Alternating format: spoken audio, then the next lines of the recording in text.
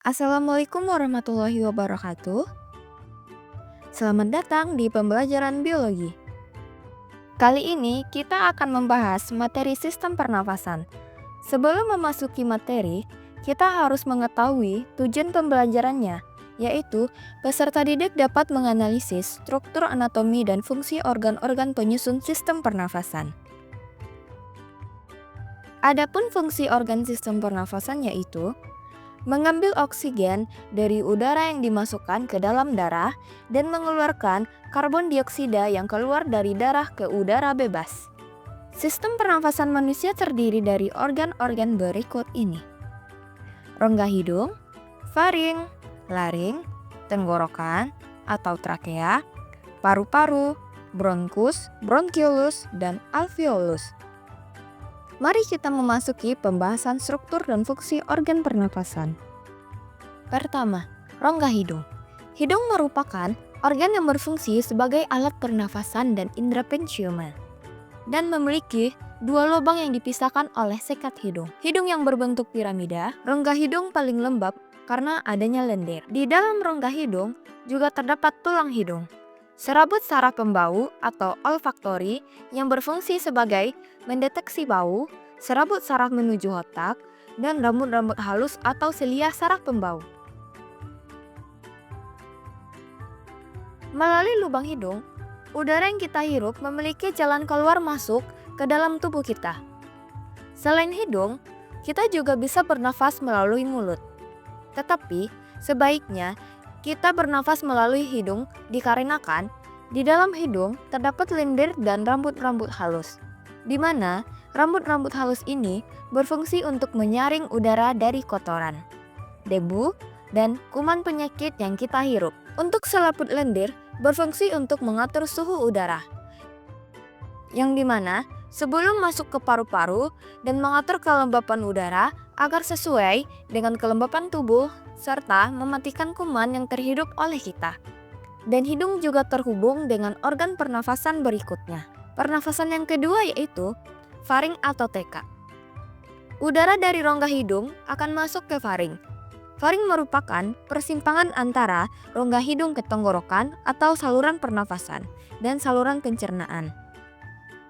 Pada bagian belakang faring terdapat laring. Fungsi faring yaitu menyalurkan udara, membantu berbicara, menjaga tekanan di telinga, dan menjaga daya tahan tubuh.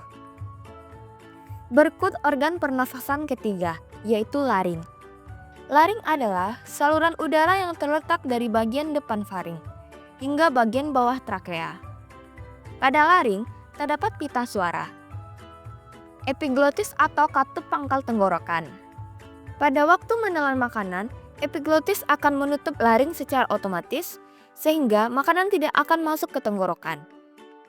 Sementara itu, pada waktu bernafas, epiglotis akan terbuka sehingga udara masuk ke laring lalu menuju tenggorokan. Di bagian bawah epiglotis, terdapat tulang rawan tiroid yang membentuk jakun yang lebih tampak dari laki-laki daripada wanita. Pita suara kita adalah bagian dari laring atau kotak suara yang terletak di pangkal tenggorokan dan terutama digunakan ketika berbicara atau bernyanyi. Organ ini bergerak ketika kita mengeluarkan udara dari paru-paru dan menyebabkan penurunan tekanan. Inilah membuat kita bisa menghasilkan nada yang berbeda-beda. Nada tinggi dihasilkan ketika otot laring menegang, sedangkan pada nada yang berbeda-beda dihasilkan ketika otot sama menegang. Fungsi laring yaitu sebagai saluran pernafasan, melindungi saluran pernafasan bagian bawah terhadap masuknya benda asing melalui refleks batuk dan bersin, serta pembentukan suara. Organ pernafasan yang keempat yaitu trakea atau batang tenggorokan. Trakea yang berbentuk seperti pipa yang memiliki panjang kurang lebih 10 cm. Trakea bercabang dua, dalam paru-paru membentuk bronkus. Dinding trakea terbagi menjadi tiga, yaitu lapisan terluar jaringan ikat, lapisan tengah otot polos, dan cincin tulang rawan. Trakea tersusun dari 16-20 cincin tulang rawan yang berbentuk huruf C. Bagian belakang cincin tulang rawan tidak tersambung ke esofagus, sehingga menyebabkan trakea tetap terbuka. Lapisan dalam terdiri dari jaringan epitel, selindri, selapis bersilia yang menghasilkan lendir. Lendir berfungsi untuk mendapatkan debu dan mikroorganisme yang masuk saat menghirup udara. Selanjutnya, debu dan mikroorganisme didorong oleh silia menuju belakang mulut. Silia berfungsi menyaring dan mengeluarkan benda asing melalui batuk.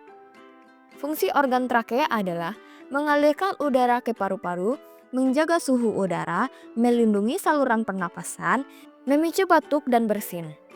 Organ pernafasan yang kelima yaitu bronkus dan bronkiolus. Bronkus merupakan cabang batang tenggorokan berjumlah sepasang yang masing-masing menuju paru-paru kanan dan paru-paru kiri. Struktur bronkus mirip dengan trakea. Bedanya, dinding bronkus lebih tipis dari trakea. Bronkus bercabang membentuk bronkiolus. Bronkus sebelah kanan lebih pendek dibandingkan bronkus sebelah kiri. Bronkus kanan terdiri atas 6-8 cincin tulang rawan atau kartilago. Sedangkan bronkus kiri lebih panjang dan ramping serta terdiri atas 9-12 cincin kartilago. Fungsinya yaitu menyalurkan udara ke paru-paru, mencegah infeksi pada paru-paru, dan menjaga paru-paru tetap bersih. Sedangkan pada bronkiolus, di mana bronkus kanan bercabang menjadi 3 bronkiolus, sedangkan bronkus kiri bercabang menjadi 2 bronkiolus. Bronkiolus bercabang-cabang menjadi saluran halus yang makin kecil dan dindingnya tipis. Bronkiolus tidak memiliki tulang rawan tetapi mempunyai silia. Setiap bronkiolus bermuara ke alveolus, di mana fungsinya yaitu mengalirkan udara ke dalam alveoli, di mana tempat pertukaran oksigen dan karbon dioksida. Saat menarik nafas, oksigen akan ditarik ke dalam bronkiolus. Saat menarik nafas, oksigen akan ditarik ke dalam oleh bronkiolus. Organ pernafasan yang keenam yaitu alveolus. Alveolus merupakan saluran aki pernafasan. Dinding alveolus banyak mengandung dinding kapiler darah. Pada alveolus, terjadi pertukaran oksigen dan karbon dioksida dari sel darah ke udara. Struktur alveolus yang mendukung pertukaran gas yaitu dinding yang sangat tipis, sehingga gas-gas dapat berdifusi dengan mudah melewati membran alveolus. Berbentuk kantong kecil yang mirip seperti anggur atau bisa disebut dengan alveoli yang jumlahnya sangat banyak, karena fungsinya untuk memperluas permukaan untuk pertukaran gas. Permukaan dalam dilapisi epitelium sehingga memungkinkan difusi gas antara oksigen dengan karbon dioksida. Dan bagian luar terdapat kapiler darah untuk mempercepat proses difusi dan pengangkutan gas. Fungsinya yaitu mengambil oksigen yang dihirup dan melepaskan karbon dioksida. Organ pernafasan yang ketujuh dan yang terakhir yaitu paru-paru. Paru-paru merupakan alat utama pernafasan manusia yang terletak di rongga dada bagian atas. Paru-paru berjumlah sepasang yaitu paru-paru kiri dan kanan, yang terbagi lagi menjadi belahan atau lobus. Paru-paru kanan mempunyai 3 lobus, sedangkan paru-paru kiri memiliki 2 lobus. Paru-paru terbungkus oleh selaput tipis rangkap 2 yang disebut pleura. Kedua paru-paru dibatasi oleh cairan pleura sebagai pelumas sehingga mencegah terjadinya gesekan antara paru-paru dan dinding dada yang bergerak saat bernafas. Nah, inilah semua organ-organ pernafasan kita. Ada hidung, faring, laring, trakea, bronkus, bronkiolus, alveolus, dan paru-paru. Baiklah, sampai di sini pertemuan kita kali ini. Sampai jumpa di tujuan pembelajaran selanjutnya. Assalamualaikum warahmatullahi wabarakatuh.